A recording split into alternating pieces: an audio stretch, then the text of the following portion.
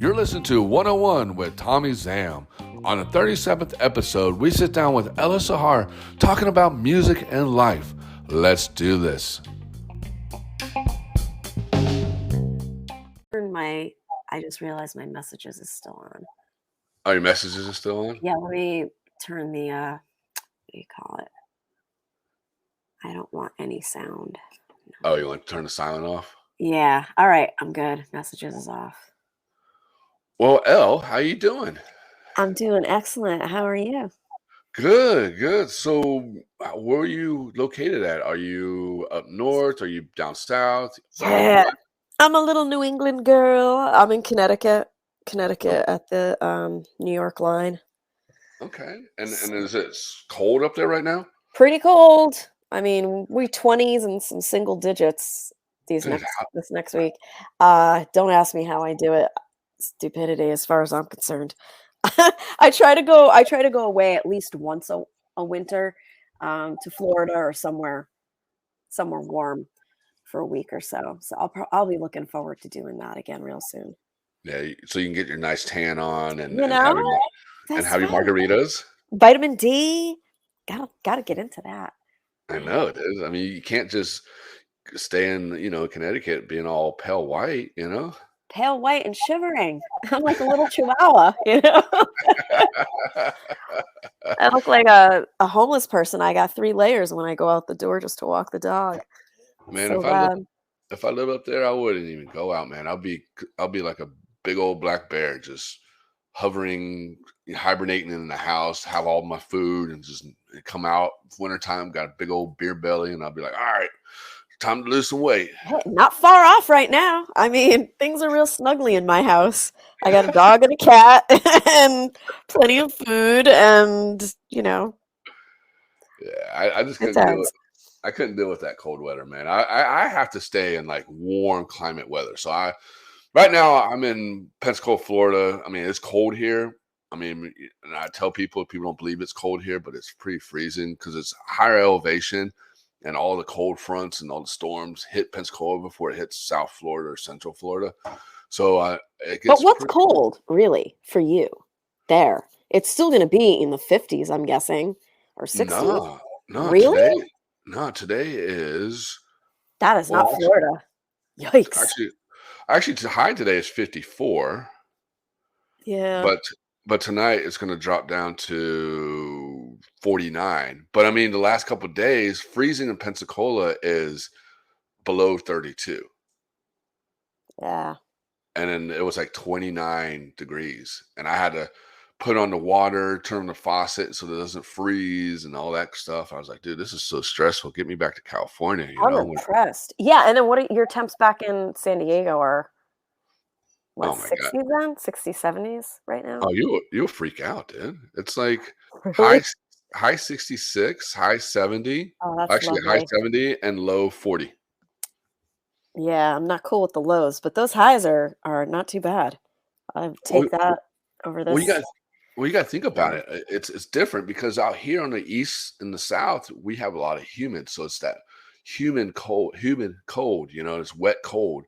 Out there, it's dry heat, so you don't really that 48.6 is really not that cold to us because we're so used to wet cold. Yeah, I don't really buy the whole dry heat, cold, wet, whatever. I'm sorry. When I was in Arizona and it was over hundreds, it was, whatever it is, 103, 104. Hot's hot. I don't really care. It's hot. I'm going to stay inside in the air conditioning like a little baby. But yeah. Well, you're in Arizona, so you don't have you got lake and stuff like that. But I mean, yeah, that's hot. Yeah. 100, 105, 110. That's hot, dude. Yeah, right. It doesn't matter. It's hot. Hot's hot. Well, see, I remember one time when I was living in San Diego, or while I was living in San Diego, I remember I live on the beach, and I think it got down to 100 degrees. And out there, people got to understand that we don't have air conditioner. All we got is a heater, and then we have to buy fans from Target, wherever. So all the fans be sold out because that's all we have to keep us cool is fans. And and it was 100 Oh, degrees, and it was so hot. And you had to open all your windows. Oh, I open all my windows. I don't shut anything because I lived in the studio, so everything flowed through the studio. So it was still freaking hot, but I had like 2 fans blowing on me just to keep my little area cool. And it was hot. I'll tell you that for sure. yeah. I've heard that about my friend in Puerto Rico. Leaving, there's no air conditioning. He doesn't have air conditioning. He just well, and the French do that too. They Hmm. don't bother with air conditioning. They just a fan maybe or leave the windows open, which I'm definitely, no pun intended, I'm a fan of. Like just a breeze to keep it cool and moving, but when it gets really hot, and especially cuz I have a cold weather dog, Hmm. I can't subject her to when it gets really hot. I got to get the temperature down in the house a bit for her. But most of the time, cuz I'm right at the water, just leave the windows open, maybe the ceiling fan going, catch the breeze. It's nice. No, it is, isn't it? I mean, because I mean, then you Yeah. can wake up, you hear the ocean or wherever you live. I mean, you know, like you can hear the ocean or lake or whatever. You know, Mhm. it's a great feeling. Trust me on that. And what kind of dog? Yeah. You said you got a winter dog. What kind of winter dog? She's a Spitz. It's a Pomeranian. Oh, So this she is in her element right now. She goes outside. I had one before her, same exact thing, a little Pomeranian, and they just love when it gets cold, that is their jam. Just go outside, run around, they lay down, they love the snow. It's great to see her happy, but I'm miserable. So I'm like, "Can we go back in now? It's been a half hour. You should be plenty chilled out here." so she's a little Um, bougie, a little bit, um, maybe. I don't maybe. know. I don't really, other than loving on her a whole lot, I don't baby her. You know, she's a sturdy little 6 pounder. She's a I mean, she's a big lover. She loves the snuggles, loves being on your feet or in your lap. Um, but I'm not putting her in dresses or anything like that.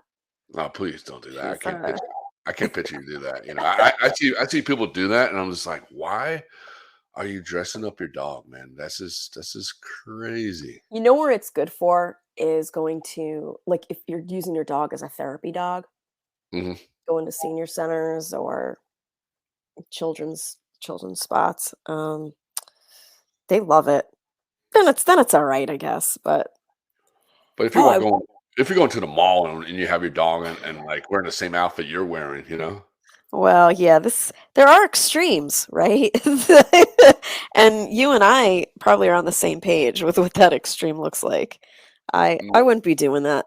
She'll wear a t-shirt if it's raining out, just that's fine. low to the ground. I don't want her belly getting real dirty, but um too many accoutrement is not necessary. It's still a dog. Exactly. I mean, I had a dog. He passed away in August with bone cancer, and he was a English Mastiff, and his name was Elwood, and I called him L, and your name is L. That's what I thought That's was so pretty funny. funny. Yeah, Aw. that's what I thought was funny. And he was a Oh. brindle, beautiful dog, dude. And How I had old him. was he? 'Cause they We don't were live long. no, they don't live long, but him and me were married for 11 years and 5 months. Wow. Yeah, it That's was a pretty incredible for that size dog. yeah, and it was a And long that marriage. It was a long yeah, marriage, you know, but yeah, we had our ups and downs, and there's sometimes I wanted to kick him to the moon, and there's probably times he wanted me to kick me to the moon, sure. but Aw, we had a great marriage, you know, and yeah. what I you know people know that we weren't actually married, you know, this is just a saying, you know, um, I but now he feel was great. it. Yeah, it was great because I mean he was the coolest dog. He was a man dog. You know, he was basically a man dog because he did what he wanted to do. I mean, he loved the beach. He loved being dirty and just running around in the woods and stuff like that. But what I was saying is, when we go up to the mountains to Julian or go see snow, he had a hoodie. I mean, I had this late girl made him a hoodie, and I had to go to Walmart to get a kid size small hoodie to fit on him, or extra Oh large my hoodie to fit on him. gosh. Aw. Yeah, so. That's the You only clothes thing. shopping. Yep. That's Hey, cute. well, yeah, I did go clothes shopping, but that was my thing was get a hoodie because I try to find a hoodie online for English Massive or Petco or they didn't have anything. They had these like little small little like toy dogs. Yeah. Yep. Well, because your bigger dog usually doesn't need something. It's not like they get cold like a frail little Chihuahua would or a Yorkie, but impressive you were able to just, yeah, go to the kids section. Probably cheaper. Oh, way Those, cheaper. those pet boutiques are insane. I was just talking to some friends about that yesterday. How there's dog beds that go for $1,000. Oh, Why? are you serious? Why? Yes. Yes. People will sell sweatshirts that are more expensive than people's sweatshirts for No way. dogs. Mm-hmm. Big business. Big business. Well, you know what? We should start a business. Right? Because it just keeps growing. I know. I mean, everybody has dogs, Mm-hmm. and they take them on. Would you ever take your dog on a plane? With my last one I did. Oh, you Yeah. did? She went a bunch, actually. Mostly to Colorado. Um, when I was dating someone out there. It was a long time ago, but she used to come every winter for over Christmas, and I think we went a couple summers too. We would go for like 2 weeks at a time, 2.5 weeks or something like that, and she had no problem. She was fantastic getting her little in her little carrier, and you wouldn't even know she was in it. She was That's so crazy. good. Yeah, Yeah, I I love could my never dog. take Elwood on a plane. I mean, that's just Barely a car. I mean, How? he did not well, he was in the car. I mean, we went road tripping, man. He loved this road trip, man. Hmm, He loved his road trip, and we just traveled a lot. Drove around, went all around, this and that. And I mean, he's a well-known dog around the world. People would take pictures of him from Europe to whatever. I mean, people come in town and just take pictures, and they'll see him. And it's like, oh, a picture. And I'm like, wow, you never seen a big dog like him before? not a lot of people do. And what was cool is he was brindle, so his brindle was unique because it wasn't Hmm. your typical brindle. It was all matching, like every line matched. Because usually you see brindles, their lines are not matching or connected or anything like that. And plus, his eyes were brindle too, were orange. Wow. Now I got to get a picture of this dog. You'll see it. I'll DM you a picture. Yeah, yeah, yeah. I'll DM you a picture. Well, cool. So you ready to get into this? Talk a little bit about Yeah. you. All Now that right. we've covered, About weather and dogs, two very I, important things right now. I know, right? Yeah. Well, What do you got? some of the viewers might know who you are, and some might not. Um, True. Tell us a little bio about yourself. Well, I am a singer-songwriter. I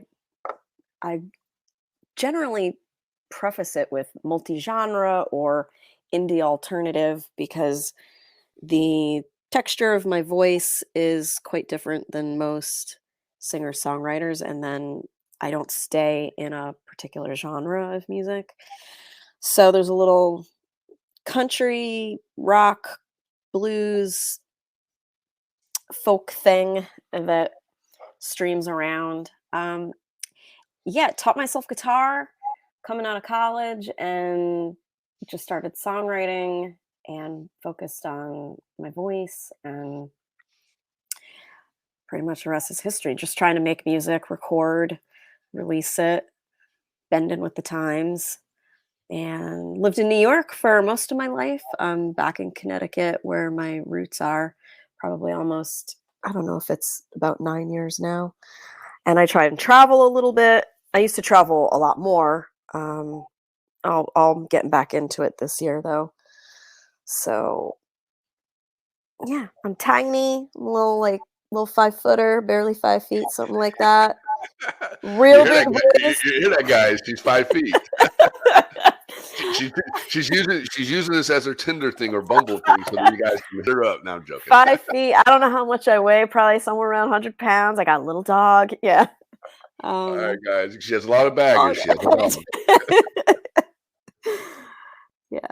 So yeah, I guess that's about, A little bit about you. That's a little bit cool. about me. Yeah. And so let's go back a little bit. So when you were growing up, like, what influenced you into music? Did you have like your parents played music? Did they like, used to play um, records or CDs or whatever back in the day or something like that? I didn't have terribly too much music in my family. I know my grandfather played violin and conducted some orchestra for a while. And then my grandmother also played violin a little bit. I never heard them play. This was something just from the history that I learned about. And growing up, my one brother is very musically inclined, mostly on guitar, and I think the other one dabbled with drums and guitar. Um, but most of what I heard in the house was stuff my parents listened to, whatever records or tapes or whatever was laying around that I would listen to, and then hearing my brother play through the wall. There was a time when I was just listening to a lot of whatever they were listening to. Stones, AC/DC, Kiss, uh, Def Leppard. The one brother was a real metal rocker. Um, I don't I guess the other one was kinda rock, I would say, mostly Okay. rock stuff. Um, so I went to a performance school when I was really young. I went to a production with my parents to see some kids' production of Alice in Wonderland and said I wanted to do that, and so they signed me up for classes, and things kinda took off after that. The woman who ran the studio knew a manager in New York, and she hooked me up, and then I started auditioning for stuff, and so I did the child actor thing, Hmm. theater and TV and film and voice work, a lot of voice work, mostly voice work. Um, so by the time I went to college for musical theater, I was like, I think I'm kind of out of this game. There's only so many roles for me, and I hate the audition process. Oh, I hate it. It's so demeaning and I hate it. So yeah, I just focused. I was like, my voice is my strong point. Let me see if I can start writing some songs for real. And that was kind of it. I really didn't look back after that. Dude, that's pretty rad. I mean, just to think that you had like, I mean, you said you never heard your grandparents perform, but I mean, that's pretty rad to have like your knowing that your grandparents in their heyday were all into music. I mean, so in a way, you kind of sounds like you kind of your family and your brother or your brothers and you kind of like took up their their stuff. Not their stuff, but their I can't think of the Some word. abilities or Yes. their um, interests as well. Yeah. You ever try to go back and see or hear them perform at all, or is there I any? don't know that there's any recordings, but I I might be able to dig a little bit. I unfortunately I think got uh, too interested in learning about who they were too late in the game. Mhm. So uh, my these are just the grandparents on my maternal side. My paternal side, I was born far after they were long gone. Oh, okay.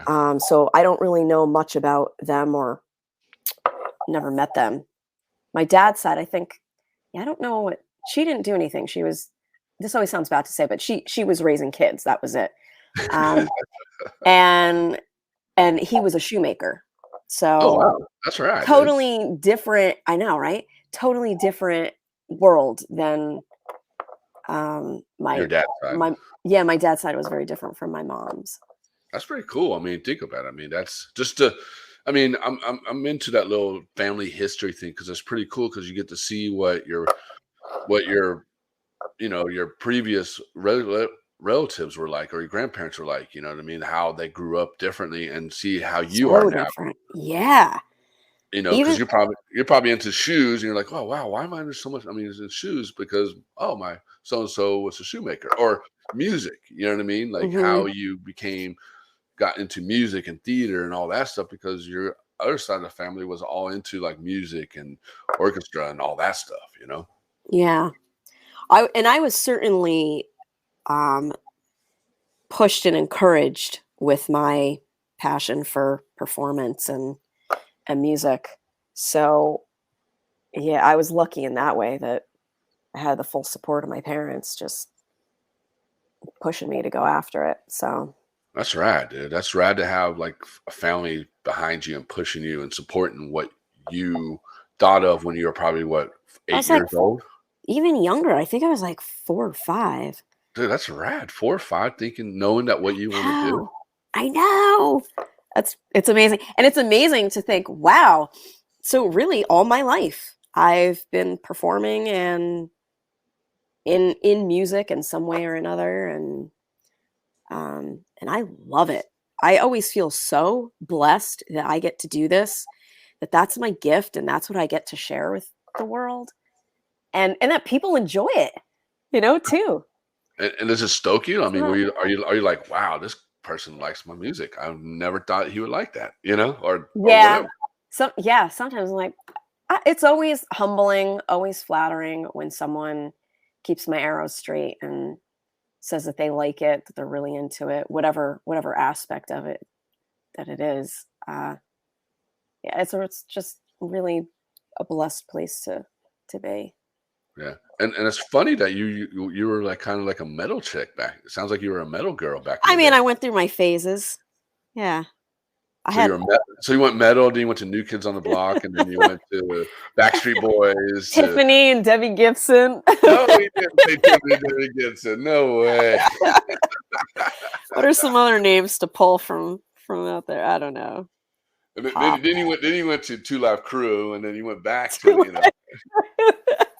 Little Salt and Pepper.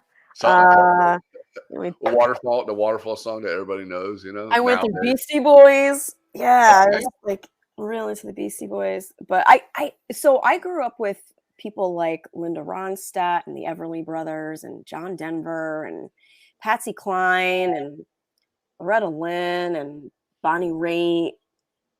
Um, when I was young, like Mhm. preteen, that's the kind of stuff that I was listening to. Is that was what my parents just had around. Some Beatles. They had some Beatles albums. But Yeah, that's right. I mean, I grew up with, same thing too, music, and like, all types of music. I mean, because, my parents had record players and records, and my brother was same, sound like your brother, just like your brother was into Kiss and all that stuff, like from the mhm. 70s and stuff like that. And then, you know, and my mom was into Phil Collins, and she loved Phil Collins. So I Oh, Genesis and all that. Genesis? Hell Yeah, yeah. Genesis, Peter Gabriel yeah, also. Uh God, I loved Paula Cole for a while. This is some good yeah. memory lane. Yeah, yeah. So 10,000 Maniacs, remember them? Like, yep, I remember them. Yeah, and so yeah. I listened. So I grew up to all types of music. You know what I mean? But my mom, my dad wasn't music. He was more football. He was more football player and this and that. And but then joined the army and all that, and became a football coach for the army and stuff. But my mom was more of the artist, so she was more into painting and stuff like that. Me, yeah, my artwork sucks, but I'm not that great. I No, can draw a stick figure and this and that and all whatever. subjective. Yeah. And then my mom got me Mm. into keyboards. So I started playing keyboards, and I went to keyboard class, and I remember the song that I know, only song I can play is a Shane O'Connor song. Um I can't think of the name of it. But it was that one famous song that everybody knows. Nothing Compares to You, the Prince song? Yes, Yeah, yes. yeah. That's the only song I could play on a keyboard, but that's it. But I love it. But you said the A good funny thing one. is I love it, and I'll pick up a guitar and I can't play it, but I'll just jam.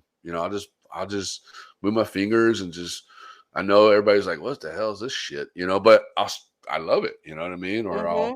I'll play with a drum, or I'll mess with a keyboard or piano. But I just enjoy music. You know what I mean? Like I don't have music. You know, I'm not like professional musician. You know, but I enjoy it. You know, and my passion came with skateboarding, and that's my art. You know, skateboarding is Mhm. my art. So that's what I love to do, and that's what strives me every day is skateboarding. And so I mean, to me, skateboarding, music, and art, graffiti or whatever, all go together. You know, so this is Mhm. very beautiful. You know, Yeah. you ever skateboard yourself? Skateboarding when I was, again, probably 7 years old, I I did nothing crazy, just down my very steep driveway and the road around the corner, just so in the neighborhood, but I didn't stick with it, and I quickly lost it. I would love to get back into it or play around with it, but in all transparency, I only learned, I don't know, maybe a couple years ago how to ride a bike. I ride a Really? bicycle. Yeah. No, hold on, rewind that. So a couple years ago, you started learning how to ride a bike. I how that's Yeah. so I I'm stuttering right now because I'm shocked. yeah, a lot of people learn as a kid. I was my parents bought me a bicycle when I was young, preteen or whatever, and it was too big for me at the time. And they were like, well, she'll grow into it. But because I was working as well, I was going to New York almost every day for auditions and working on stuff. So I was never taken out in the driveway to learn. Mhm. I think it had training wheels. No one ever took them off. And I didn't really have the motivation to just keep going out there by myself. So it just sat and nothing happened with it. And so I never learned. I tried a couple times. Someone would have a bike laying around and they, after 2 seconds, I was frustrated. They were frustrated. Be like, I don't need to learn right now. And really, the way I learned was on my own because there's a lot of cursing that happens when I'm trying to teach myself something. You're like this. Fuck it. Damn it. Shit. Totally, totally. And and I'm very angry, and it sometimes can translate to someone else or they're like, "Who is this? What is Elle? Like, I never see this sweet girl like this." But I get really hard on myself and it works, okay? It works for me. But I a friend bought me a bicycle. It's a Mhm. a kid's bike, and A kid I bike. This a is kid bike. recently, right? This was a couple of years ago. Yeah, he bought me Okay. this really great kids bike, had a little Barbie horn, pink and turquoise, the basket on the front. I mean, it's killer. This thing is I literally dreamed this bike. I wanted this bike, and I was so excited. He surprised me with it one day. And so I was just driving it up and down my street, and I finally when it clicks and you're like, "Holy shit, this is it! Oh my god!" I was definitely like a 7-year-old who just learned to ride a bike, learning to ride this thing, and I haven't kept up on it, but it is that saying of it's just like riding a bike, like, you remember that sensation of, "Oh, this is how you don't, you have to go fast and you can't hold too tight," and all the things that people would tell me that I was doing. You know, I'm picturing all this, right? It's great, right? Your neighbors and everybody looking at you like, "What's this girl doing, dude?" And you're over I'm sure yelling, they were laughing. They were laughing at this old girl just not knowing how to ride a bike. "That's Kids on right." my street were probably also having a good time laughing at me. You're probably on YouTube already. Not riding the bicycle. That would have been Probably. You that would have might been be. one. No, The there's no kids these days, they would have popped out the camera and filmed you. It's like, "Oh, this girl uh, riding a bike." I should ask them. You never know. Ever video me? Yeah. You're Instagram famous or YouTube famous now. Can you imagine? I know, it's crazy. It's If crazy to only. think it's crazy to think that, you know what I mean? Yeah. Everything is videoed now. It's a little scary. Yeah, it is, dude. Times has Um, changed. they have. Well, that's rad. I mean, that's rad that you accomplished something like that. And it feels like that you such have a stride in you that with music and whatever you do that you don't give up, and that's freaking awesome, dude. Yeah, what I heard someone say recently, they just never thought failure was an option. It didn't occur to me. Mhm. Certainly with riding a bike, but with music, I just I'm having so much fun doing it that and failure is subjective. What do you see as a failure? To me, I'm just doing it Mhm. and doing something with it, no matter how big or small. So, yeah, I guess failure is not really an option, and I don't have an option of anything else I would rather be doing right now. Love making music. I love playing. I love singing. That's right. Um, And go back a little bit. So you mm, went to New York to go to do school, go to college to become an actor or be yeah, in kind of thing. musical theater. How was that, dude? Um, it was a college experience. I Oh, probably you're doing keg stands and all that stuff? I'm joking. not necessarily, but uh, yeah, I learned I was growing. I was learning a lot about myself. Now I went to New York to NYU, and I basically grew up there anyway because, like I said, I was commuting every day since I was probably 8, 9 years old. So, um, New York was always a comfortable place for me and was a second home, still is a second home, and most of my life was spent there. So, going going there and being away from family was the biggest thing, where I was around a lot of different personalities and making friends in a different way, and I just learned a lot about myself more than the studies. Mhm. Um,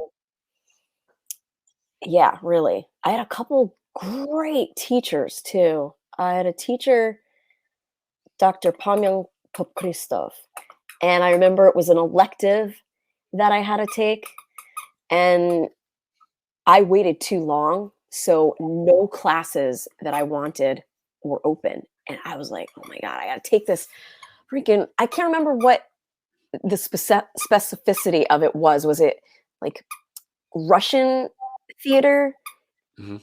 that was the class topic? I was like, "Great, I gotta take this freaking class."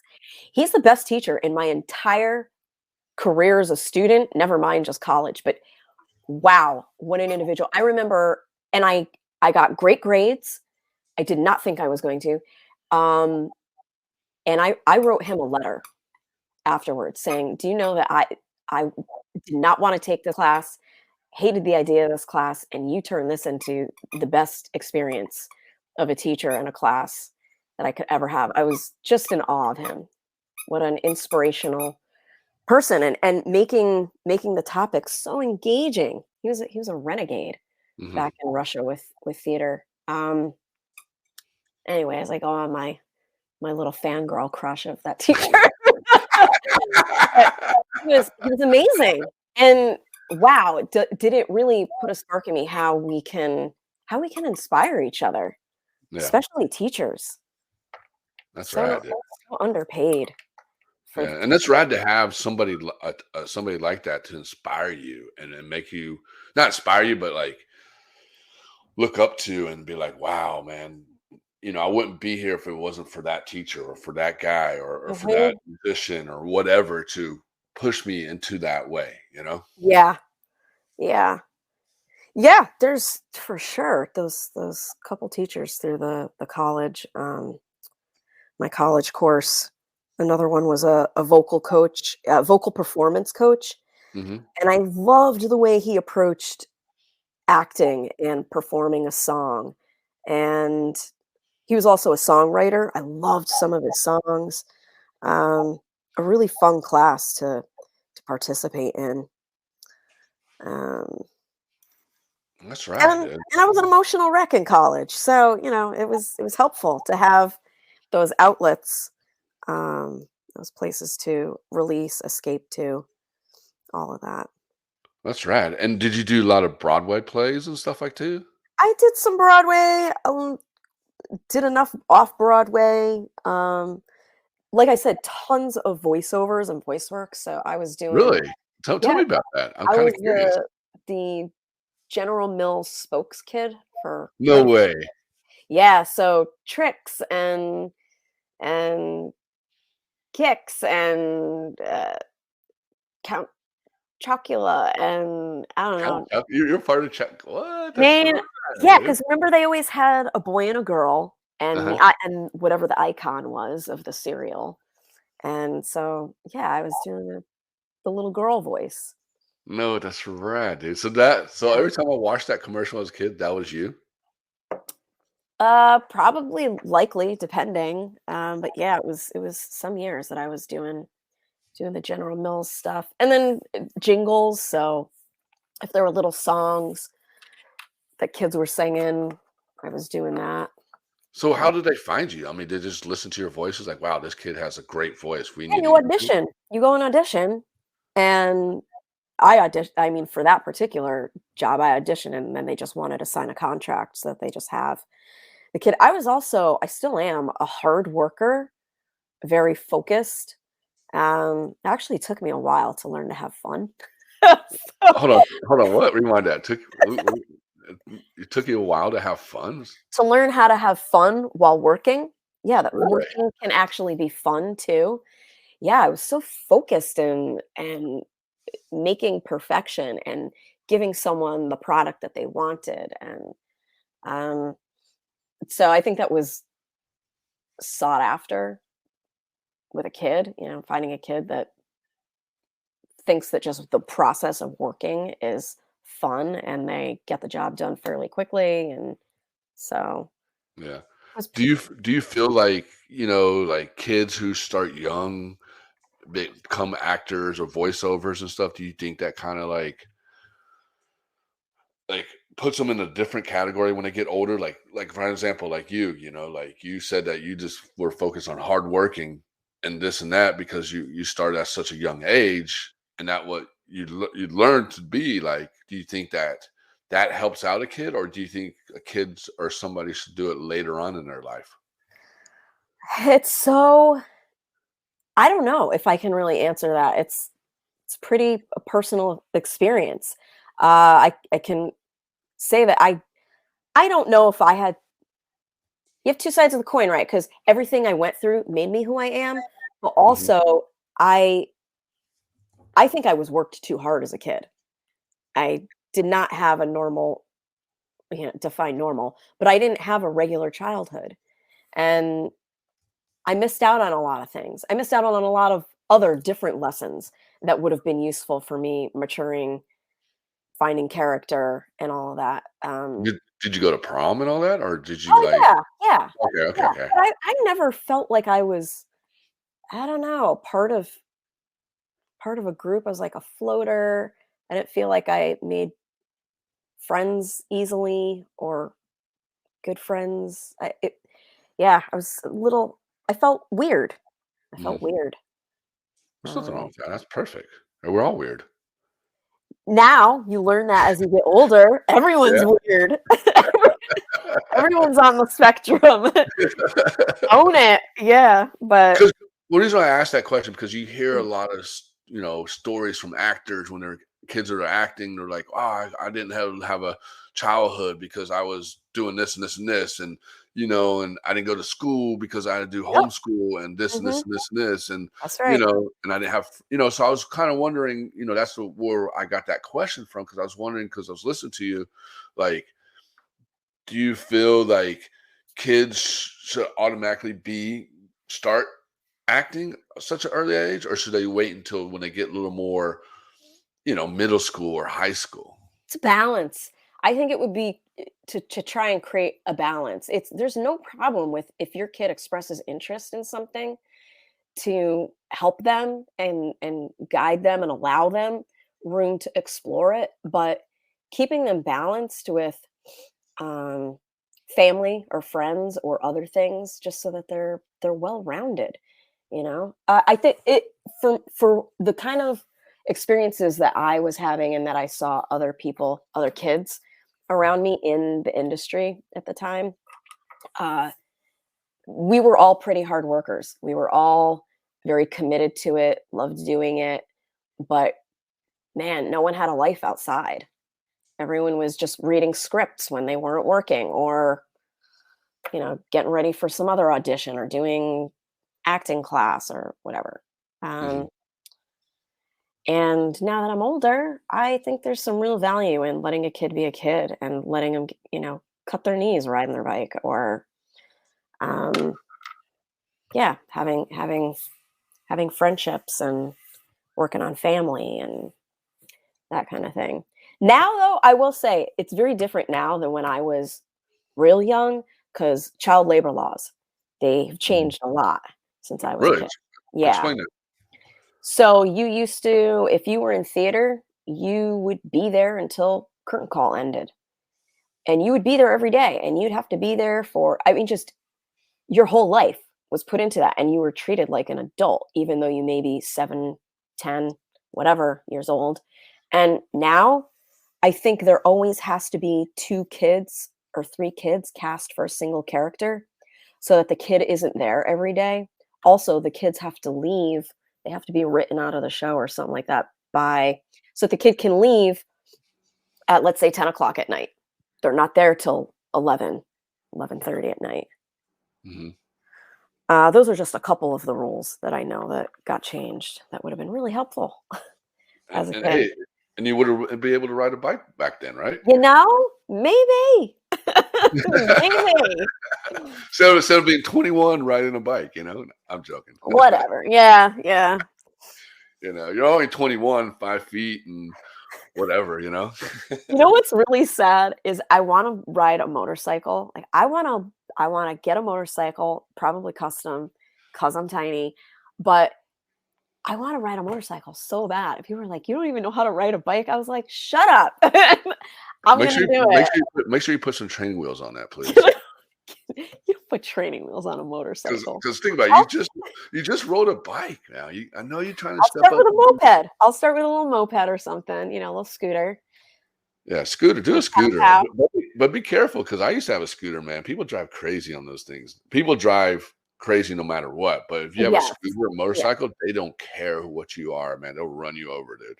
Yeah, I do realize that when you're on those kind of vehicles, you have to be extra cautious. I see Yeah, people that take risks that I think it's so dumb, but there is a joy in riding open air like that. It's similar to a skateboard, right? yeah, It's that moving vehicle, but everything is involved with the air around you. You're not in a car pod, to yeah.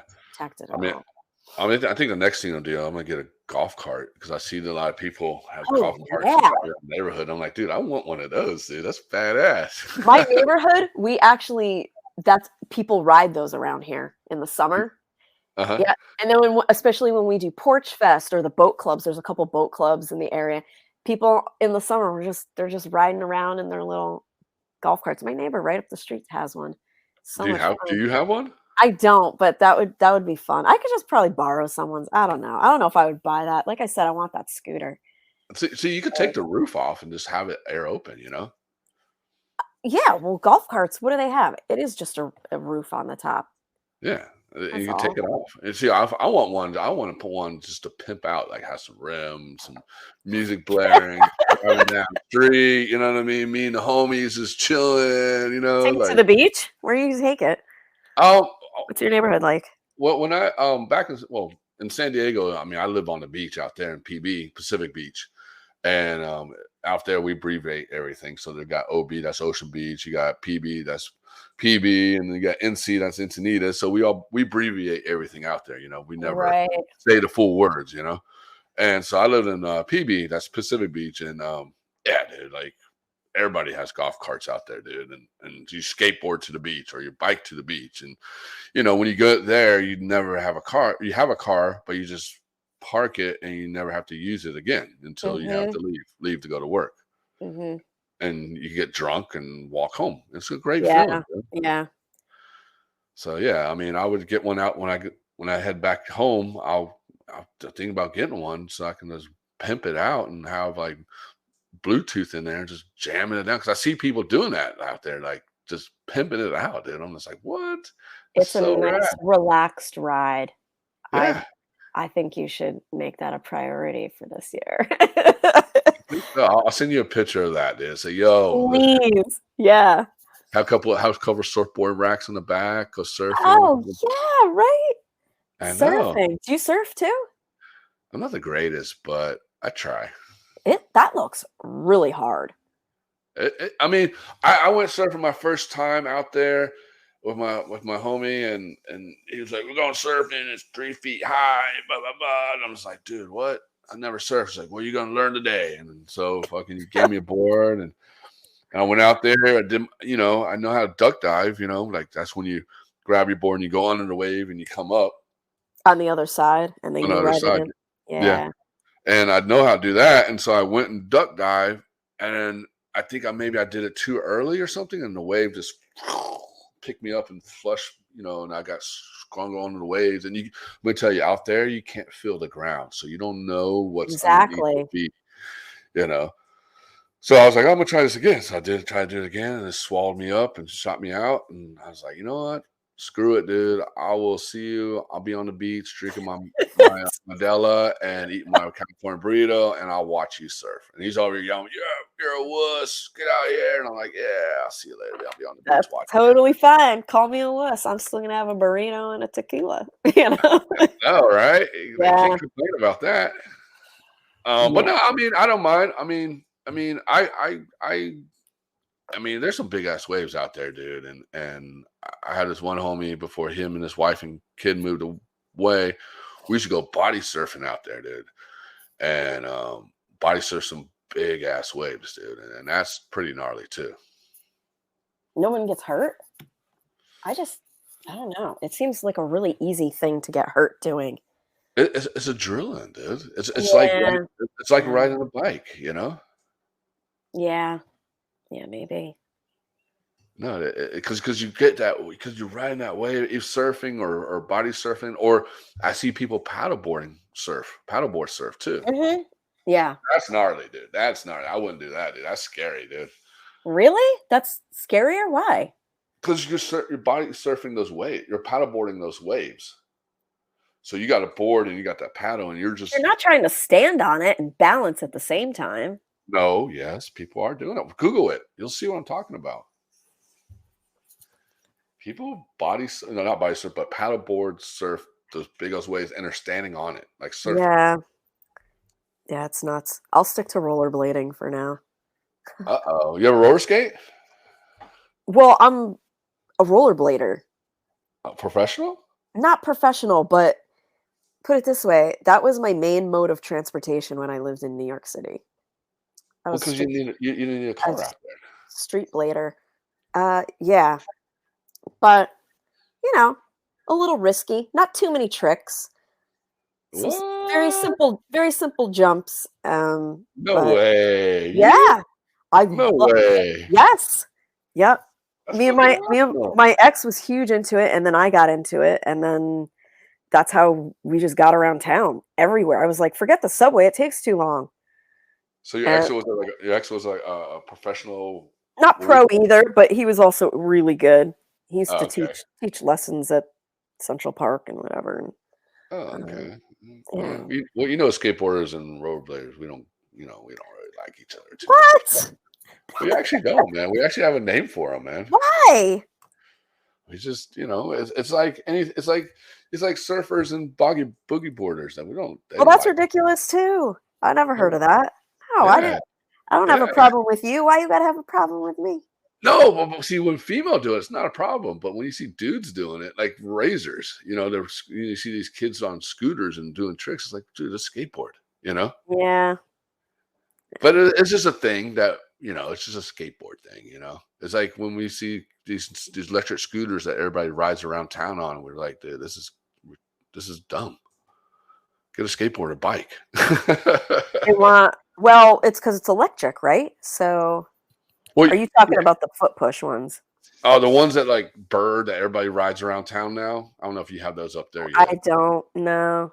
Yeah, We have the electric ones, right? they're like yeah, they're like electric ones. They're like Uber has them, and rechargeable. Mm-hmm. yeah, and you just pay for it, and you just I call it laziness because We have if them you here. Yeah. you know what I'm talking about, that's sitting on the corner of the street and stuff Yes. like Yeah, that. we have them here. I call them laziness because I see I see so many people getting on those things. I'm like, look, man, you can walk like 1 second to the restaurant, and you're jumping on that to get to that restaurant that's only like 2 feet Yeah. away from you. You know, 2 like blocks away. Yeah. Yeah. that's. But no, but what, back to yeah, because I mean that's rad, dude. So you would do jumps and stuff. That's fucking awesome, man.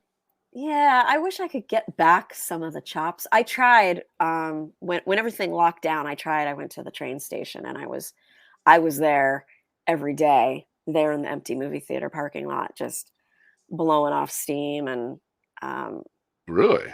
yeah, I should do it again now that it's cold because it's a great thing to do when it's cold out. Hmm. You get warmed up really fast. Um yeah, in the summer I don't like it so much because again, it's too hot. You're too hot. You But rather be at the beach, right? yeah, totally. Or a You, boat. you want to get off that white powder of you. You're like, oh, I gotta get some white powder off. I gotta get some tan on me. I gotta get some color. Yeah. Yeah, I I hit gotta up I those got a photo shoot. I better look idea. too white. I am definitely pulling too much pasty right now. You're, you're looking like a pasty bear, right? I am. I am. Oh, I'm sorry about that. I'll send some sunshine your way. Please. It's not just the sunshine. I need the temperatures. All right. Well, I'll Need send some some. heat. Where I'm at, I can't send you any of that I temperature know. When you because get back home. But nah. But that's rad. I mean, so you got around New York because I mean, funny thing is, I never been to New York. What? Never been to New York. That's Actually, I'll rephrase crazy. that. I went to New York one time. It was to fly into the airport, Doesn't count. JFK, Doesn't count. I and can then tell you right now. I flew out of JFK to go to South Africa. So that was the only time I went to New York. Yeah. I know it doesn't Well, count. great trip. Sounds like a great trip, but and to go now, I don't know. It's not the same as it used That's to what I be. hear.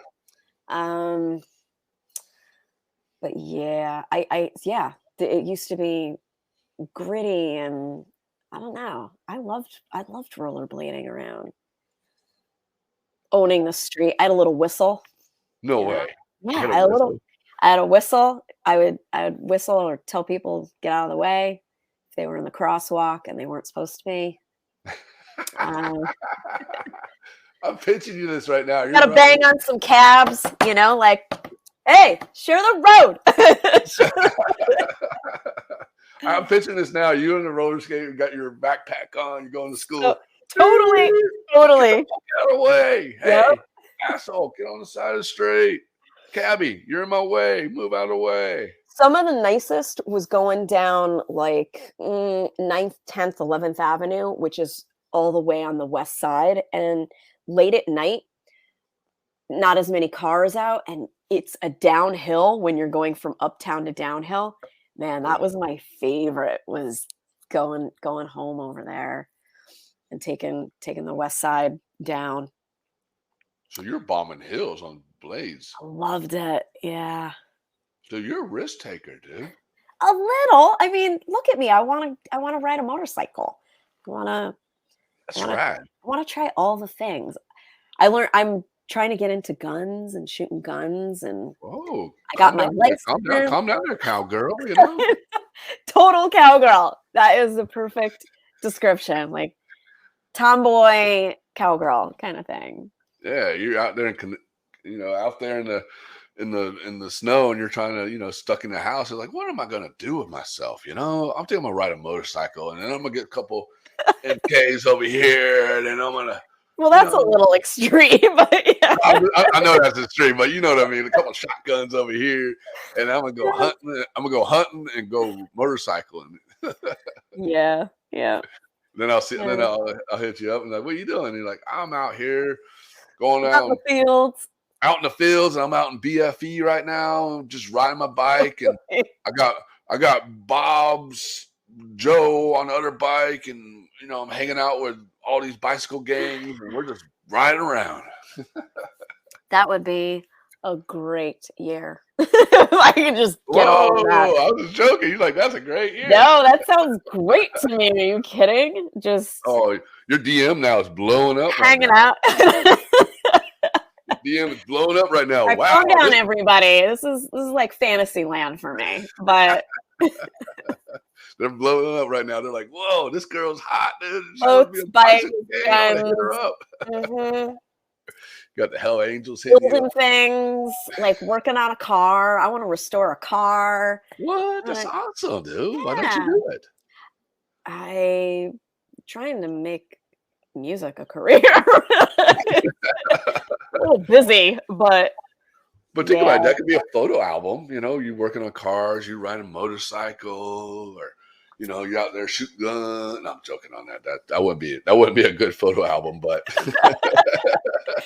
Okay, note to self: no PR help from Tommie. so let's go to your music. So earlier you said that you have different your music's different than what other people expect it to be like. Multi-genre, yeah. Yes. And Explain that to me. when you say singer-songwriter, um, there is a certain idea of what that is, that it's maybe softer or just prettier. And probably half of my music is. It does fall there, but the way I play guitar is a bit more percussive, and I'm self-taught as well, so I don't know what I'm playing. I play in alternate tunings. I just press strings and try to find the stuff that sounds cool and make songs with it. So the way I play is already quite different from most other singer-songwriters, or particularly Mhm. female singer-songwriters. And then because I'm my voice is who I feel when people compare me are accurate comparisons. I would look at like a Chris Stapleton or Susan Tedeschi, Bonnie Raitt, a little bit of Stevie Nicks, Sheryl Crow, some Patty Griffin. So there's this little bit of rock blues edge with some country pop Mhm. going on, and I just let the songs write themselves, and then my voice naturally has whatever character it has. Like I'm saying, it falls a little bluesy. It can be a little country, and I don't try to hide that anymore. I just go with it. So really That's hard when I right. want to write a pop song because my voice isn't 100% pop. I Mhm. know that, but I still enjoy the genre, so I'm still gonna try and write some stuff. That's right, Yeah, dude. yeah. And so you taught yourself how to play guitar. So how hard was that? Um, Did you feel like it was easy to pick up from watching your brother in the past, or did you? no, I don't remember anything of what he was doing. Um, it's a little hazy when I try to think back. How did I exactly? I just the only memory I have is I had nothing to go on. I literally was pressing strings with different fingers, and then later down the line, someone would be like, "Oh, that's a G chord." I'm like, "Okay, I don't know." Mhm. Um, I think picked up a book maybe, and I learned that what I was playing was a C at one time. I knew a C, a D, a G, and an A. I don't anymore. I know some fingerings, and like I said, I play in alternate tunings too. So um, for the most part, I'm playing in alternate tunings, and that was essentially because I hurt my finger and couldn't play in standard anymore. Mm. So had to find a way around that. Yeah, Um, that's pretty rad. I mean, just think about that. I mean, so every guitar sound, every guitar playing in all your music, that's you, correct? That's all you? Mostly. Well, some of the more recent productions, I've had other legitimate guitar players play the parts. Okay. There's some acoustic recordings out there. Those are obviously me, but the and so you can hear the way I play, and how I interpret playing a guitar. The best versions would be the acoustic, any of my acoustic stuff. But Is there an acoustic album coming out soon? I have 2 online already. Really? Yeah, I have Is it on Spotify I or have one that's that's it? called acoustic. Yeah, on Spotify, I have acoustic. Actually, I don't know that acoustic is on there, but times 2 is X2. X2? Okay.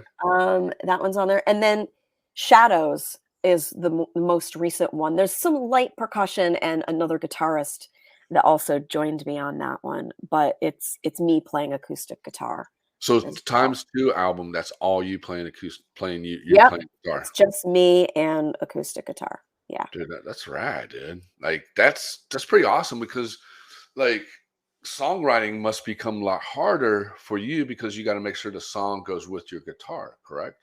Or acoustic, right?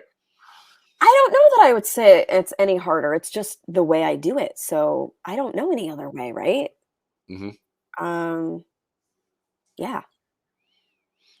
That's pretty rad, dude. Like, that's so much talent that you have, you know what I mean? Like, Well, you are thank you. you're like multi-talent from riding a bike to rollerblading down Palm Trails in New York to, Get out you of know, here. to playing guitar to having, like, variety of different multi voices and songs, you know what I mean? Like, that's a lot of talent, dude. Like, you have a gift, amazing gift that, Thank like, you.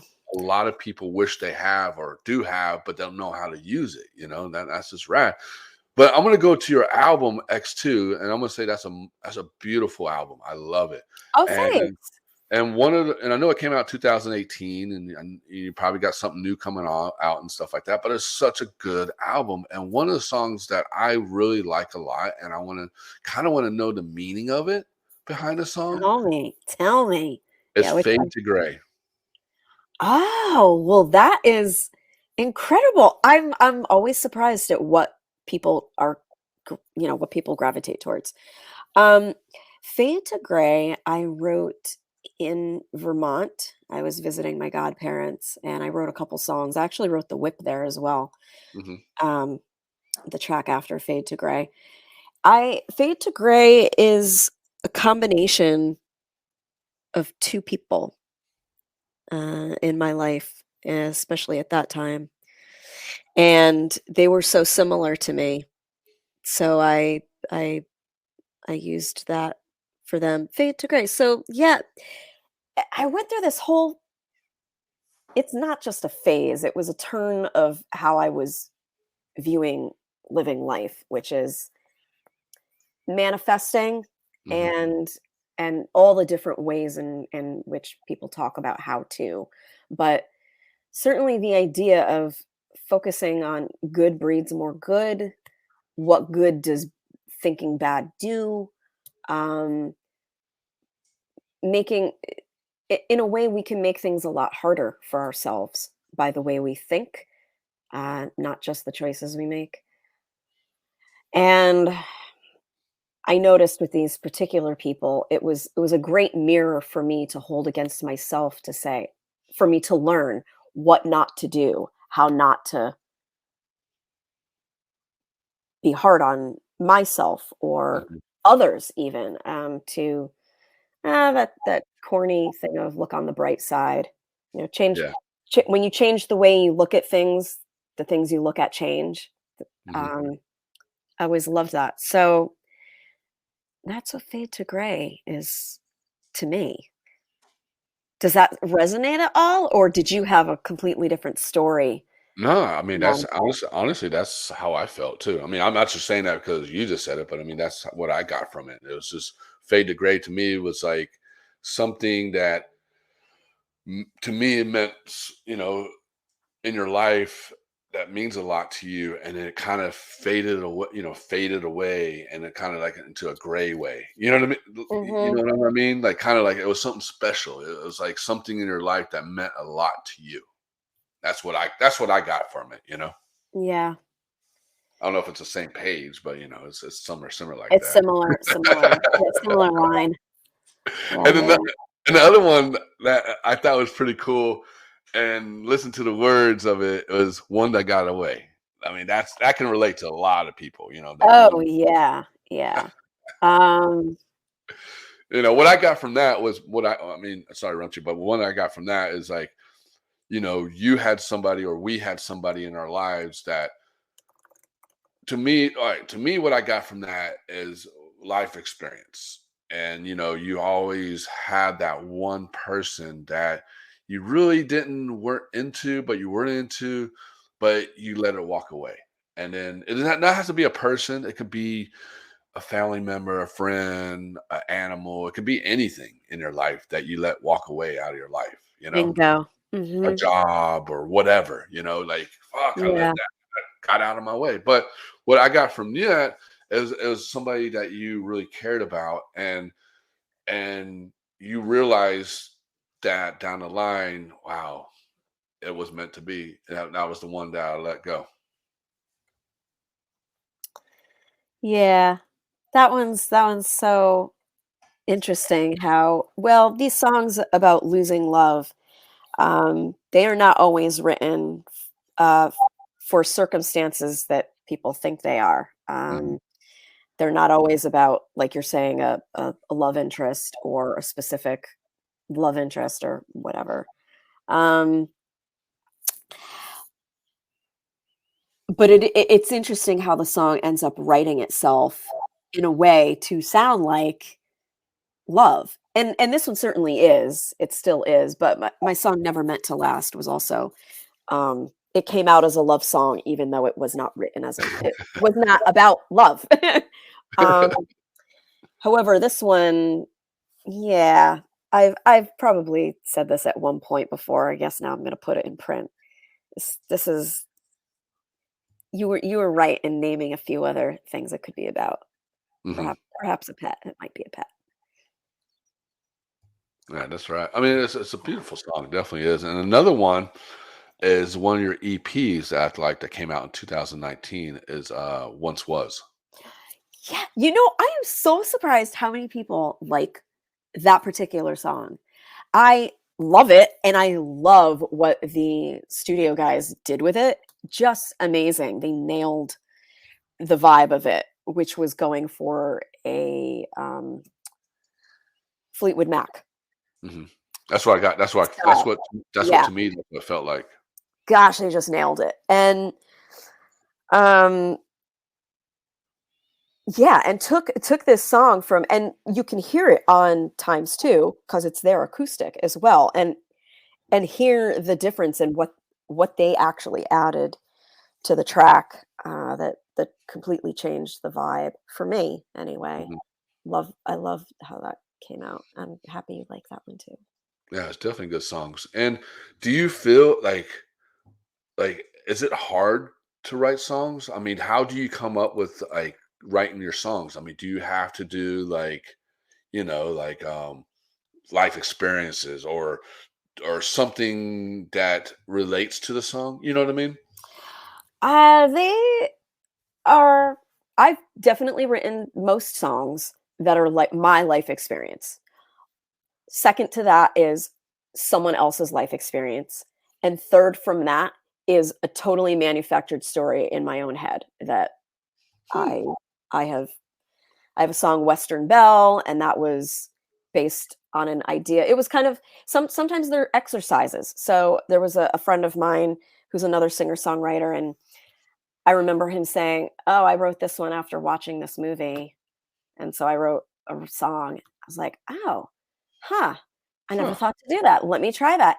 And I was doing a songwriting session at, well, when Gibson Studios was there in New York. And I was there writing a song and figured, well, I saw a horror movie. I used to love horror. I do not anymore. But I'd seen this one horror movie that freaked me out, and I kind of ran with that. But I made my own characters. I made my own storyline, and Wow. it was just about this hotel that bad shit happened at. I had my characters, uh, a hitman, a hooker, and the devil, basically what happens there. So What song was that? I would like go blow up Western Bell, folks. Russian Bell. Okay, I'll I have to think listen to that now. I think that's on Times 2 as well. Oh yeah, that's right. That's right. I see it. Yeah, yeah, yeah. Definitely, definitely. Yeah, I have to Yeah. re-listen to that song. That's pretty rad. That like, I mean, I would never thought that a movie or something like that can help you write a song, or use imaginary mind to write a song. Because that's pretty rad, dude. Because I always thought like, musicians will like write a song about life experience or something that happened to somebody else's life, but it reflected you. You know what I mean? I always, Yeah, yeah, but I never thought like sitting there watching a horror movie, be like, I'm gonna write a song about horror movies, or something, hotel hookers and the devil. That's a yeah, perfect song. yeah, yeah. I'm not, what is it called? Like blatant. I'm not so obvious in my writing.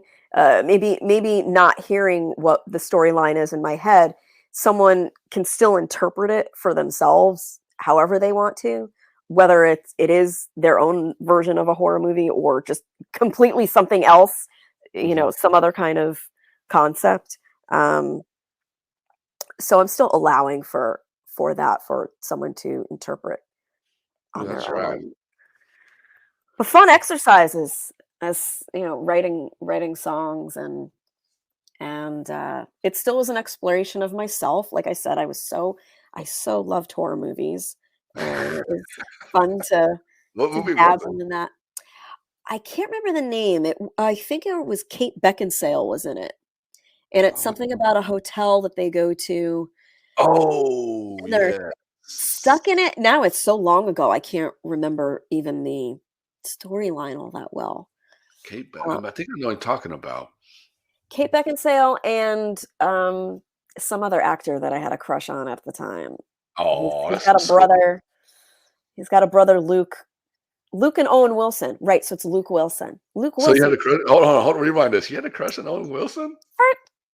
Luke, on Oh, Luke. Luke. Yeah, the brother. Okay. That's funny to picture that. I mean, nothing funny, but I mean, it's pretty cool, I guess. He's always played interesting characters. I just found that attractive, I guess. I don't know. It's not like I ever met him or ever will, but, You never know. He might hear this like, okay, I gotta meet this girl. he's probably married with kids or something. Probably. Yeah. But Luke Wilson, huh? I would figure Owen Wilson over Luke Wilson. I guess Owen got more popular in mainstream. He was Oh, he was okay. he was doing more public eye, but the first movie I saw with Luke was Bottle Rocket. I think that was the 2 of them. Yeah. Do you remember that really old Yeah, I remember that. movie, Was Bottle it Rocket? was it The Vacancy too? I don't Or know that The one. Vacancy? Oh, yes. I think that's it. I just Googled it, right? That's fine. Yeah, I Yeah, think I think that was it. you think that was it? Okay. Yeah, it freaked me out too. I was like, do I ever wanna stay in a hotel? So, I will say this though, Uh-huh.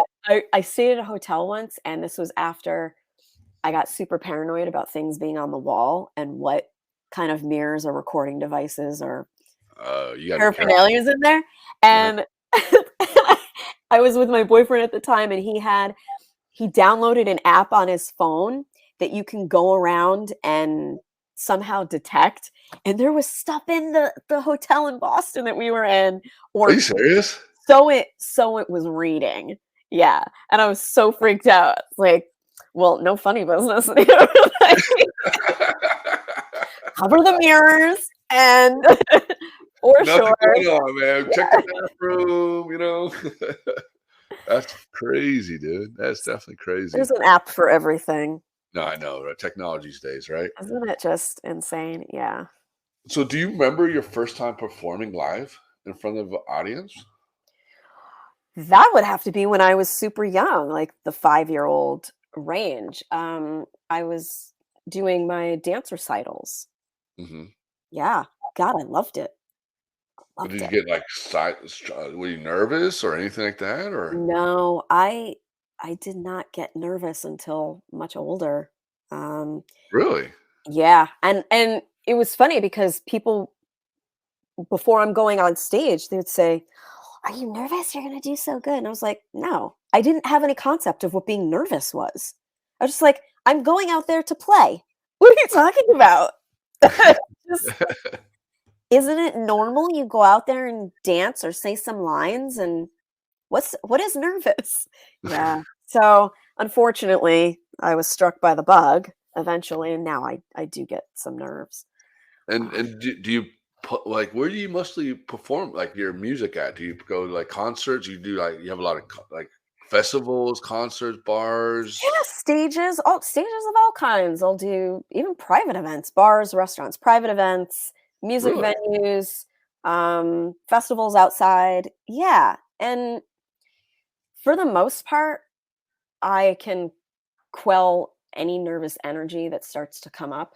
Um, but every now and then something freaks me out. It's usually if it's a really big crowd or I can't hide anything. I have to be totally me and a guitar and that's it. I'm transparent. That can get a little like, oh, who's gonna heckle me? Am I gonna know how to heckle back?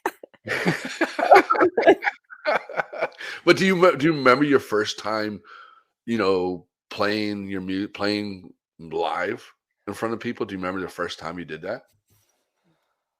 I don't think I do. I mean, if I had to guess, it would have been one of the clubs in uh, in New York with my own music. Because Mhm. certainly I did some cabaret stuff on New York stages and in cabaret venues when I was teen, Mhm.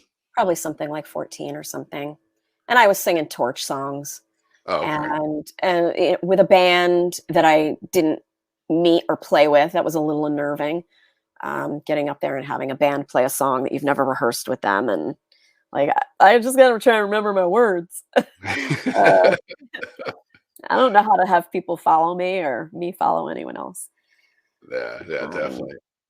And then, like, when you perform your own songs, what was it? Were you nervous when you did that? Were you like thinking in your head like, are they gonna like what I perform? yeah, I think especially at the beginning, I was far more nervous about being judged. Mhm. Um, are people gonna like it? Am I gonna crack? Am I gonna forget my words?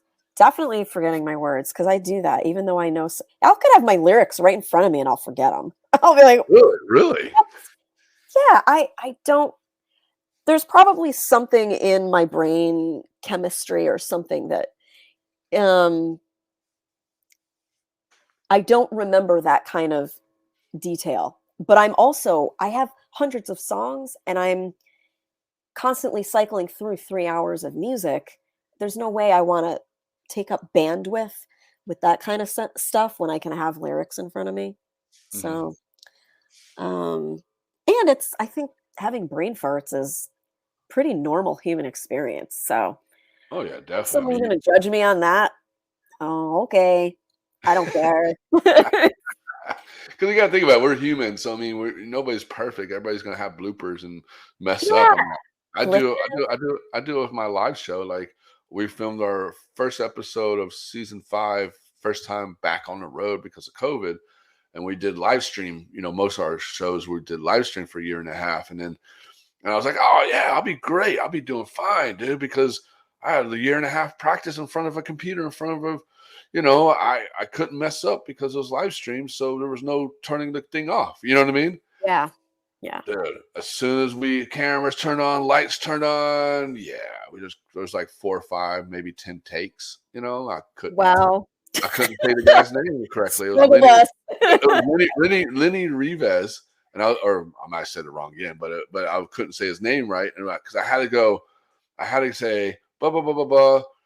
This episode, or this guest is the guest on this show or whatever is blah blah blah blah, and then when it come to his name, I messed up. I was like, and then I did a shot. And the bartender was like, "You want a shot?" And I'm like, "Yeah." And he's like, "What do you want?" Tequila. Perfect solution. Yeah, and he gave me a big shot of tequila. It wasn't little, big shot. And I was like, "You ready?" Took it, and then I started talking, and then all of a sudden it burnt my throat, and I was like, "Oh yeah." But and what happened is you have to watch the show when it drops to see how I actually say his Right. name. So Great. I can't give you and the audience what happened, you know. Yeah. But, We'll stay tuned. yeah, definitely stay tuned. But no, it's definitely right. I mean, you can't be perfect with anything. But I mean, when you forget your songs, you probably have to keep on going, right? Yeah, and depending, life's not a dress rehearsal, and have fun. And so I try to. I find it endearing when performers that I really like and admire have these glitches and hiccups in their performance. And sometimes my wonderful improv brain will say or do something magical and brilliant. And sometimes it's a total flop. And so you just go with the ride and see where you land. Yeah. Um, but I try to have fun with it if that happens. And like I That's said, I typically will have some kind of lyrics out in front of me that I could bounce back into it hmm at some point. that's right. And you got something dropping Friday. Tell me about this. Oh, sure. So I have my this is the single off of my upcoming EP. So the song is called Never Give Up. That's coming out on Friday on every and any platform imaginable. And then the follow-up, the 4-song EP will be released at the end of February, February 25th or 8th. It's a Friday Okay. as well. And tell me the meaning behind this. Never give up. Never give up. Um, it was a discovery of truths about myself, new truths I was seeing in the world. I think the past 2 years has been really enlightening for revealing truth for everybody. Uh, so I probably would just stick with that. Yeah. Yeah. Revealing Okay. some truths for myself. That sounds good. I can't wait to listen to it. You know, I mean, like I said, you have such a beautiful voice, and and such a variety of ways of how you Style. sing, Yeah. varieties of how you sing your songs. You know, like you said, country, blues, this and this and this. So I'm kind of curious, like which voice is going to come out of this This song. one's different. Yeah. Again, I just keep shape shifting. So this one I used Hold on. the Did you say shape shifter? I love shape that. shifting, except with my voice. Yeah. Uh, I'm like not Madonna, but that kind of concept where you hmm just you want to try something different. This one I used John Mayer and Ryan Adams as the touchstone for the productions. So maybe you're gonna hear some vibe like that. Okay. All right. Well, I'm excited to check it out. And where can people listen to it or download it or whatever? I direct people to Spotify. I think Apple Music is another great spot, but there won't be a video, but you will be able to listen to it on YouTube. Certainly, what is it, Google Play, hmm or and I'll have it on my Bandcamp page if people want to download it from there. Um, yeah, but anywhere you want to listen to music online, I'll have some hard copies of the CD in February. I Okay. still print CDs because some people like me still have them in their car or just want that something like a legit piece of music to go Yeah. home with. So I'll have those CDs in February. Okay. And where can do you have a website or anything that people can Instagram or anything like that people can find you Oh, at? yeah. So the socials that I can keep up with are Instagram and Facebook. They're both Elle Sera Music. And I'm on YouTube. I should get a little more active on there, but I'm on there as well. Elle Sera Music as well. And then Spotify and Apple Music, like I just said. My website is ellseramusic.com. And I'm hoping to give that a makeover really soon. So there'll be a merch page and some new tidbits to it. But it's got the Okay. basics right now. You could visit it. All right. And instead of having, your single and your EP coming out, Is there anything else that's coming for 2022 that these your fans or the listeners can know about? Like I any concert? have another single that I'll be coming out with after the EP, and I'm not too sure if there'll be another mini collection or just another single after that. I'm also looking to put together another CD of all the songs that are singles. Again, just for people if they wanna have them in one place, walk home with it, order it online or something. So, that I'm working on too. I think it's just gonna be called Singles or Single Mingle, so you could Oh, sing I like Single Mingle. right? Yeah, Single It's very Mingle. catchy. So, yeah, a lot of singles coming up after that.